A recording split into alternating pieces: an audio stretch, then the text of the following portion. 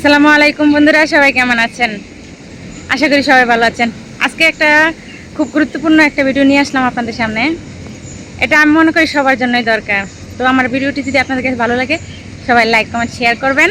আর আপনি যদি আমার চ্যানেলটিতে নতুন হয়ে থাকেন তাহলে সাবস্ক্রাইব করবেন প্লিজ। তো কথা হচ্ছে কি, আমরা যেহেতু বাংলাদেশি, ভোট আমাদের অধিকার। সকলকেই আমি মনে করি যে জাতীয় সংসদ নির্বাচনে ভোট দেওয়া উচিত।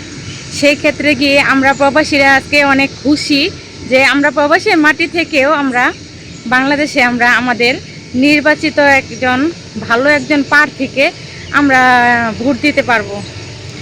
এদিক দিয়ে আমি অনেক খুশি। তো আজকে যাব, আমার ভোট দেওয়া হয়ে গেছে, এখন শুধু পেপারটা জমা দেওয়া বাকি আছে। আমি আমার স্যারের কাছে ছুটি চাইছি, আমার বসের কাছে। বস আমাকে ছুটি দিছে, কিন্তু এখন না 11:30টার দিকে আমি বের হব।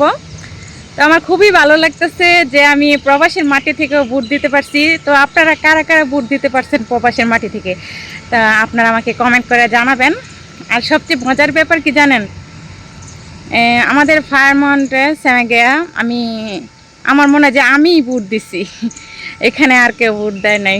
আমি অনেকের জিজ্ঞেস করছি যে তোমরা কি ভোট দিছ, ওরা কিন্তু ভোট দিতে পারে না কেউ, কারণ অনেকেই অ্যাপসটার কথা জানে না। আবার অনেকেই অ্যাপসটার ভিতরে অনেক ভেজাল, যে কাজটা সবাই পারে না।